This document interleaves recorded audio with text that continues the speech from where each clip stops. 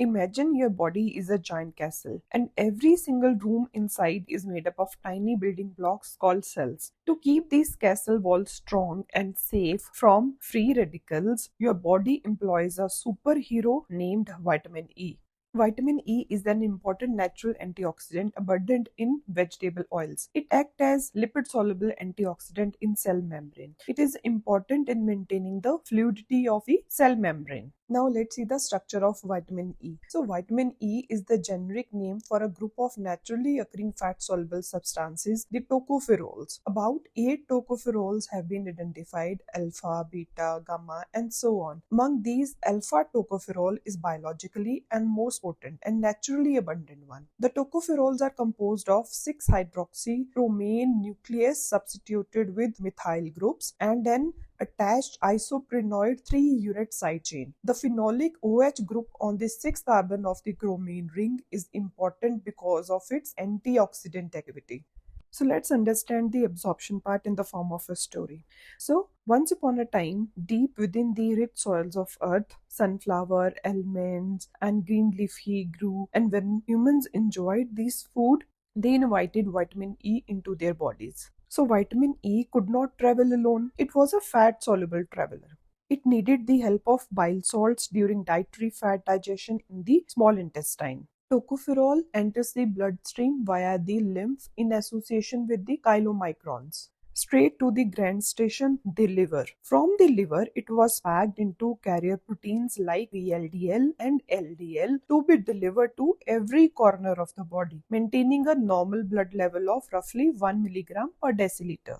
So it is mostly stored in the adipose tissue. So let's start with the biochemical functions. So inside the body, vitamin E found its true calling as a master architect and defender of cellular membranes. Built with the special 6-hydroxypromane nucleus and long isoprenoid side chain, its phenolic group acts as an antioxidant. When aggressive reactive oxygen species or free radicals try to attack the delicate cell walls and oxidize polyunsaturated fatty acids, vitamin E stood its ground. Like an invisible shield, it intercepted and deflected the damage, protecting RBCs from breaking down and keeping the cell membrane fluid and strong. So vitamin E is essential for normal reproduction and fertility. So hence it is known as anti-sterility vitamin. It helps in maintaining intact the germinal epithelium. Deficiency of vitamin E adversely affects spermatogenesis and motility of sperms. However, the effect of vitamin E on reproduction in humans is controversial and evidence of any direct effect is not fully established. So next effect is on cardiovascular system. It protects the low density lipoproteins from oxidation. Note that oxidized LDL is implicated in heart disease. By doing so, vitamin E reduces the risk of atherosclerosis and myocardial infarction. It also reduces the risk of cancer by preventing somatic mutations. Next action is on enzymes. So vitamin E decreases the activity of liver microsomal monooxygenases, that is cytochrome P450, which destroy most drugs. It also inhibits the activities of enzyme protein kinase C and phospholipase E2. On the other hand, it enhances heme synthesis by increasing the activity of enzyme alpha aminolevulinic acid synthase and ALA dehydratase. So next is vitamin E act as anti-inflammatory agent. So vitamin E also inhibit the enzyme cyclooxygenase in prostaglandin synthesis and thus act as anti-inflammatory agent.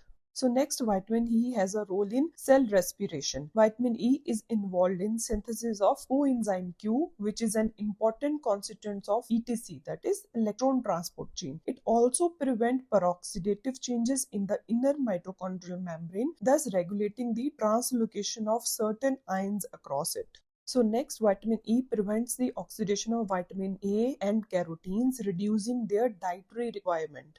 So vitamin E has a positive effect on immune system. Along with vitamin C and beta carotene, it delays the onset of cataract and other degenerative conditions. Next function is it is also involved in synthesis of nucleic acids and cell signaling. Next function, it is essential for the storage of creatine phosphate in skeletal muscles. So vitamin E is needed for optimal absorption of amino acids from the intestine. Next is vitamin E has been recommended for the prevention of chronic diseases such as cancer, skin disorders, Alzheimer's, and heart diseases. Clinical trials in this regard are rather disappointing. Hence, it is no more recommended. However, some clinicians continue to use it, particularly in subjects susceptible to heart attacks. It is believed that vitamin E prevent the oxidation of LDL.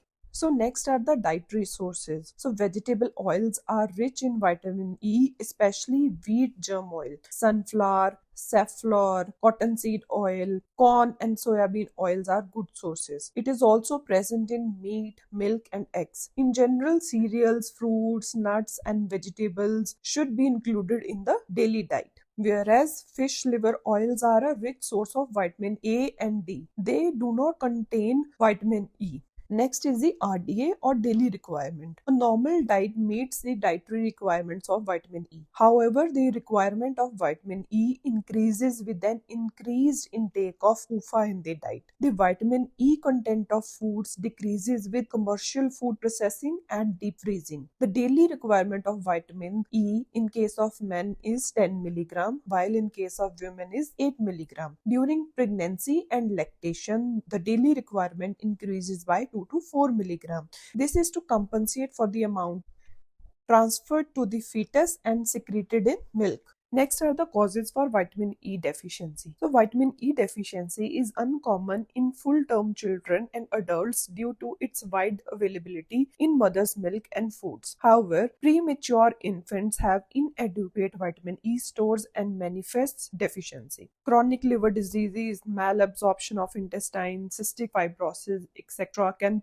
present with vitamin E deficiency both in children and adults. Next are the deficiency manifestations. Since its requirements are easily met through regular diet, deficiency of vitamin E is rare in human except in premature infants and in malabsorption syndromes. A mild hemolytic anemia may be seen in premature newborns due to the decreased production of hemoglobin and the shortened lifespan of erythrocytes with fragile membranes. So this condition does not respond to iron therapy. Premature and low birth weighted infants are more prone to vitamin E deficiency because of poor placental transfer and less adipose tissue where the vitamin is usually stored. In adults, degenerative changes in the muscle may be seen with excretion of creatine in urine. In animals, vitamin E deficiency is associated with sterility. Neurological deficiencies can occur, such as delayed milestones in premature infants, for example, late starting to standing, walking, crawling, etc.,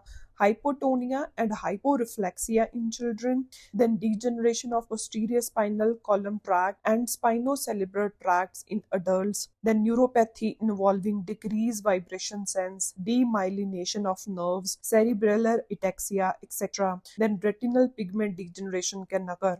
Lipoproteinemia due to genetic defect in chylomicron and VLDL synthesis can occur.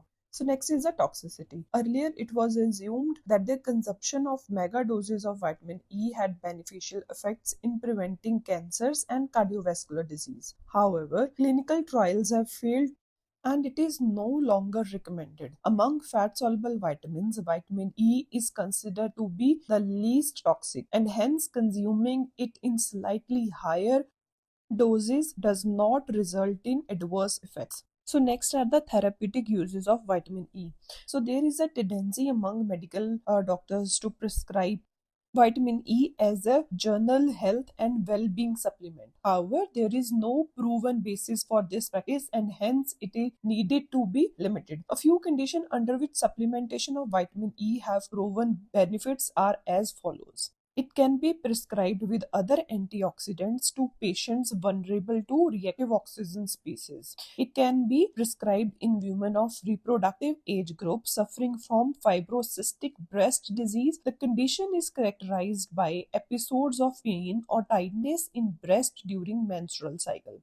So next is it can be used to treat intermittent claudication. What is intermittent claudication? It's a tingling and numbness and pain in leg muscles because of ischemia. So let's start with horizontal integration in the form of a story. So think of vitamin E and selenium as two firefighters protecting a castle, that is your cell membrane. Imagine your cell membrane is a castle wall. It contains lots of polyunsaturated fatty acids, which are very useful, but unfortunately they are also easy target for oxidation. One day, the cell mitochondria start producing reactive oxygen species. So, free radicals are generated during normal oxidation of foods due to certain reactions in the electron transport chain. Normally, oxidative reactions ensure that molecular oxygen is completely reduced to water. However, partial reduction of oxygen result in production of free radicals, which are potentially dangerous. So, free radical is an atom or molecule that has one or more unpaired electrons.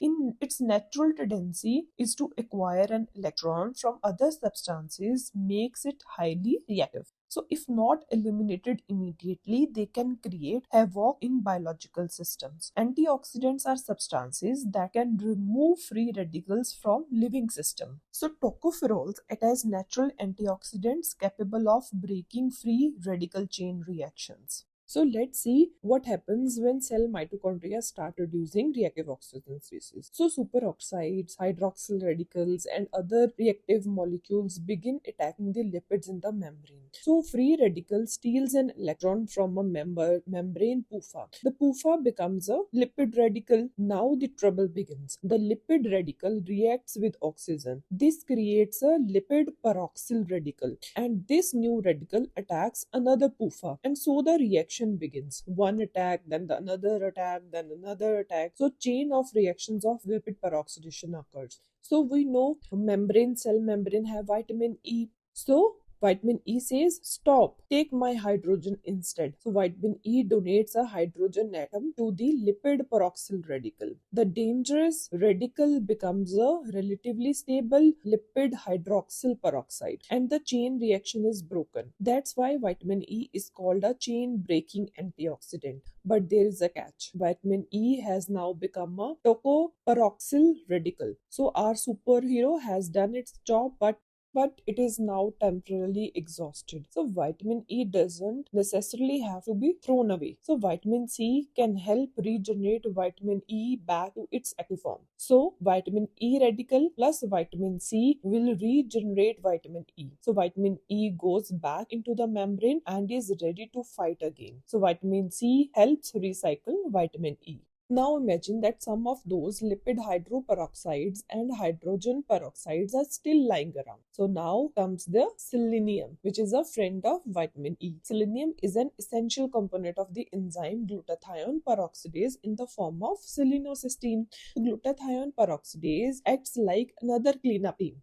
So using glutathione peroxidase help remove hydrogen peroxide and lipid hydroperoxidases and make them into harmless products. So selenium does not work exactly like vitamin E. So vitamin E prevents the chain reaction from spreading. So selenium dependent glutathione peroxidase help remove peroxides that have already formed. So now the story makes sense. So reactive oxygen species attack membrane lipids, then lipid peroxidation begins, vitamin E stops the chain reaction, vitamin C helps regenerate vitamin E, selenium-dependent glutathione peroxidase remove hydrogen peroxide and lipid hydroperoxidases. Now the cell membrane is protected. So it's an easy way to remember it. Think of vitamin E, it will stop the fire, selenium glutathione peroxidase will clean up the fire damage, and vitamin C will recharge the vitamin E.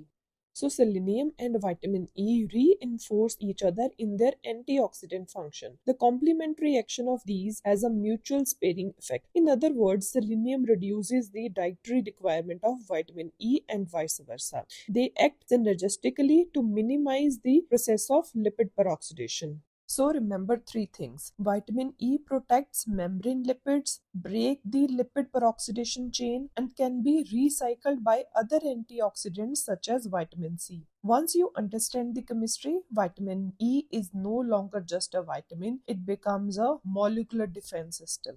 It stands right inside the cell membrane where the attack begins. So this is Biochemistry with Dr. Prabhjot. See you in the next episode. Thank you.